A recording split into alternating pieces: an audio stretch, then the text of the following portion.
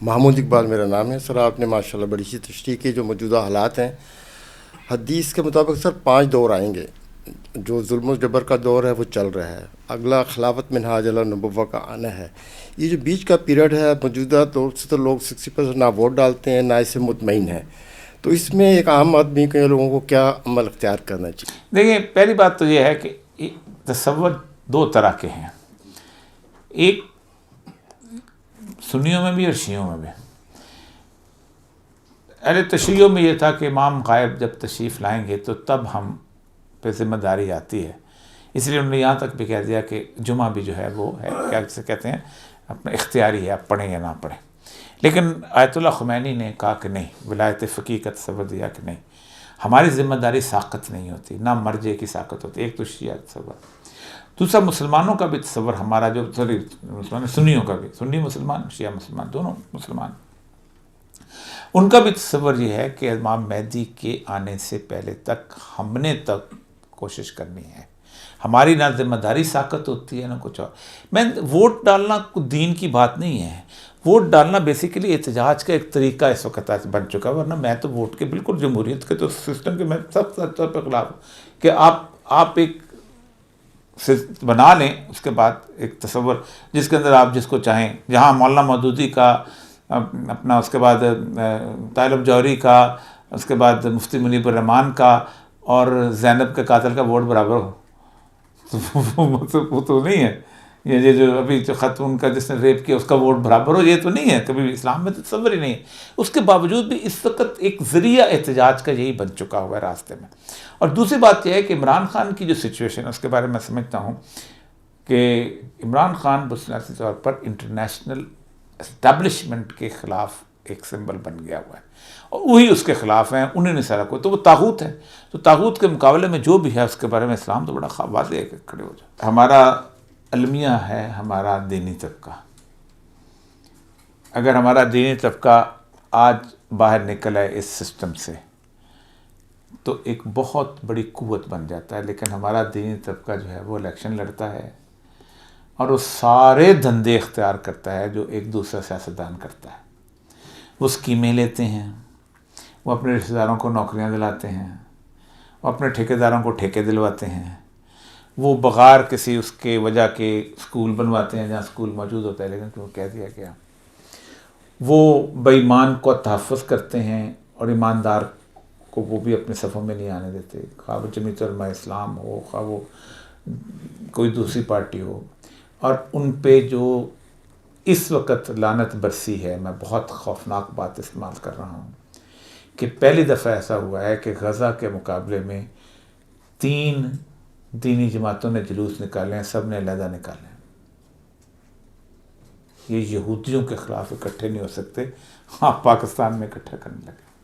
تحریک لبیک کا اپنا جلوس تھا، جماعت اسلامی کا اپنا جلوس تھا، جمعیت علماء اسلام کا اپنا جلوس تھا. اس سے زیادہ غلط بات یہ تھی کہ ہر بندے نے اپنے جھنڈے بھی اٹھائے ہوئے تھے اور جھنڈوں کے اوپر انتخابی نشان بھی لگائے ہوئے تھے. تم اتنے دین کے ساتھ جب مخلص نہیں ہو، ان کی وجہ سے ہمارے اعمال کم، ان کی وجہ سے لوگ ملحد ہو رہے ہیں. اب 6 حجام مارے گئے ہیں. میں اس کا سراسر ذمہ دار اپنے دینی طبقے کو بتاتا ہوں کہ انہوں نے داڑھی کی لمبائی، چوڑائی اور چھٹائی کو شرک اور رسول اللہ کی نافرمانی کے برابر قرار دے دیا ہوا.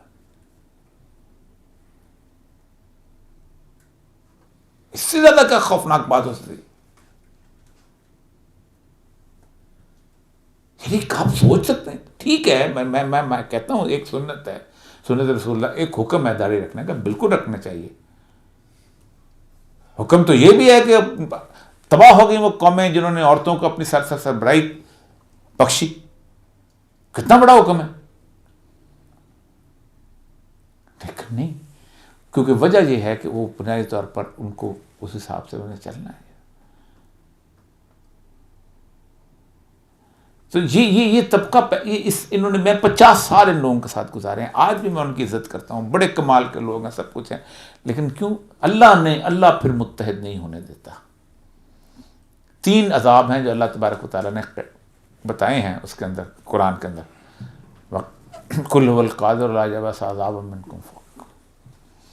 ان سے کہہ دو کہ میں قادر ہوں عذاب نازل کروں فوقکم آسمانوں سے، اور من تحت ارجلکم تمہارے پاؤں کے نیچے سے. یہ عذاب تو فزیکل ہو گئے نا، بارش آئی، سیلاب آیا تھا. ایک عذاب میرا اور آپ کا ہے، وَيَلْبِسُكُمْ شِيَّن، میں تمہیں گروہوں میں تقسیم کر دوں، وَيُذِيقَ بَأْسَكُمْ بَأْسَ بَعْضٍ، اور میں تمہیں ایک دوسرے کی طاقت کا مزہ چکھاؤں. اس کو قتل کرے شیعہ، اس کو قتل کرے سنی، اس کو قتل کرے بلوچ، اس کو قتل کرے پٹھان. یہ اللہ کہتا ہے میرا عذاب ہے. ہم کہتے ہیں ہم قابو پا لیں گے، ہم کہتے ہیں اسٹریٹجک مسئلہ ہے. ہم نے اللہ کہتا ہے الف بین قلوب، میں تمہارے دلوں کو ایک ساتھ جوڑتا ہوں. ہم نہیں جوڑنا چاہتے. تو اصل مسئلہ یہ ہے کہ آپ جن کو اکٹھا کرنا چاہتے ہو نا، وہ اکٹھا اس لیے نہیں ہو سکتے کہ اللہ کا عذاب یہ ہے. ان سے آپ بیٹھ کے آپ بات کریں. اور اب پتہ کیا ہو گیا ہے، اب پھنس گئے ہیں. پہلے انہوں نے ایک بنایا، یہ کافر ہے، اس نے سیدہ عائشہ کی توہین کی ہے، یہ کافر ہے، اس نے سیدہ فاطمہ کی توہین کی ہے، یہ کافر. انہوں نے جا کے قتل کرنے شروع کر دی. ان میں سے کچھ لوگ جو تھے وہ انہوں نے جا کے پھانسیاں بھی کھا لیں، کچھ لوگ جیل میں چلے گئے. اب اگر یہ کہیں گے نا تم صلح کر لو، تو وہ کہیں گے میرا بیٹا مروا کے صلح کرواتے ہو تم مجھ سے. اب وہ ان کی گردن پہ سوار ہو چکے ہیں، اب وہ ان کو نکلنے نہیں دیتے. یہ ہے اصل المیہ. اس المیہ کے پیچھے یہ خود نہیں تھے، ان کے پیچھے پوری کی پوری انٹرنیشنل ایجنسیاں تھیں جنہوں نے پیسے دیے، جنہوں نے دے دیے. یہ سعودی عرب تھا، یہ ایران تھا، یہ باقی لوگ ہمارے سامنے بنتے رہے ہیں. 79 آنورڈ جس طرح پیسہ آیا ہے اس ملک کا دونوں طرف سے، جس طرح روپیہ آیا ہے، جس طرح لوگ، میں نے ٹریننگ کرتے ہوئے لوگوں کو دیکھا ہے. میں نے مختلف ملکوں میں نام نہیں لینا چاہتا، ایک ملک میں میری پوسٹنگ تھی، وہاں ٹریننگ کی انہوں نے. یہ ہے المیہ. کون کس کو بٹھائیں، کیسے، کون اکٹھا ہوگا، کیسے اکٹھا ہوگا. اتنا میں چھوٹا سا بچہ تھا جب ہم اس میں جلسوں میں جاتے تھے. مولانا غلام غوث ہزاروی ہوتے تھے ایک، اور اس کے ساتھ مولانا مفتی محمود صاحب ہوتے تھے. آپ سوچ سکتے ہیں کہ جس قسم کی زبان استعمال کی جاتی تھی اپنے مخالف علماء کے بارے میں، مولانا مودودی کے بارے میں. مولانا مودودی اور مریم جمیلہ کا اسکینڈل شروع کیا ہوا تھا اسی لاہور شہر کے اندر، اور سے مزے لے چسکے لے کے سنایا جاتا تھا. میں 1970 اور 69 کی باتیں کر رہا ہوں. ایسے ایسے لفظ، ولد الزنا، ولد الحرام، پتہ نہیں کیا، اور یہ ان کی تو ڈکشنری عجیب و غریب قسم کی تھی.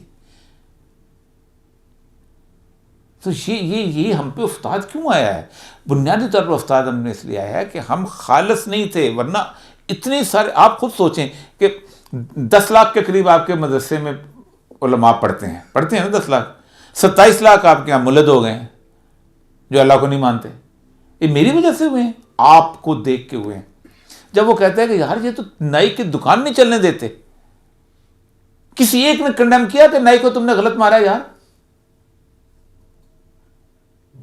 تو پھر نواز شریف بھی شیو کرتا ہے اس کو بھی گردن اتارو، شہباز شریف بھی شیو کرتا ہے اس کی بھی گردن اتار دو، اس کے ساتھ بیٹھ کے تم سائن کرتے ہو.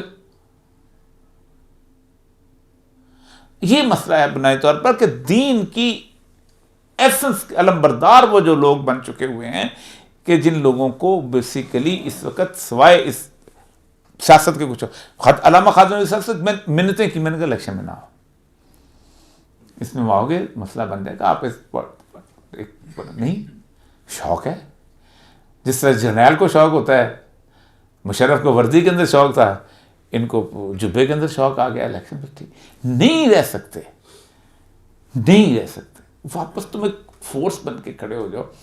تم بات، اللہ نے 2 دفعہ ان سے کام کروایا ہے، اور وہ کام ان کو الیکشنوں کے بغیر، کیونکہ نیت خالص تھی. قادیانیوں کو اقلیت قرار دینا تھا، پریشر گروپ تھے. اللہ نے اس بندے سے کروایا کہ جو ان کا بندہ نہیں تھا، ذوالفقار علی بھٹو، کیونکہ رسول اکرم حدیث ہے اللہ اپنا کام لینا چاہے تو فاسق اور فاجر سے لے سکتا ہے. دوسری دفعہ مشرف کے خلاف اکٹھے ہوئے تھے جس وقت اس نے 295 سی اکٹھا کرنا شروع کی تھی. ختم، جو سلمان تصیر مارا گیا پر سب کچھ ختم ہو گیا. تو اس کو تو اپنے اسمبلی میں الیکشن نہیں جیتا تھا. تو ضروری ہے کہ الیکشن لڑو. مجھے بھی 10 لوگ آ کہتے ہیں کہ یار الیکشن لڑو تو یہ کرو وہ کرو، ابھی بھی کہتے ہیں الیکشن لڑو. میں نے کہا میں کس کو چاہیے، میں اس قابل ہی نہیں سمجھتا اپنا. اللہ کے رسول صلی اللہ علیہ وسلم کہتا ہم اس شخص کو عہدہ دیں گے ہی نہیں جو اس کی طلب کرے گا. حکمن کہا آپ نے، ادھر جناب بطل حریت شہنشاہ فلانا دھونا فلانا فلانا ووٹ کا اصلی حقدار. یہ اصلی حقدار کس اللہ کے رسول کی حدیث کی کوئی مخالفت نہیں ہے. لڑنے دو اور ان کو چیک کرو آگے. اسلام کا تو تصور ہی یہ ہے کہ basically you should become checking person, جس سے کہتے ہیں کہ ایک کنٹرولنگ فورس کے طور پہ آپ کے سامنے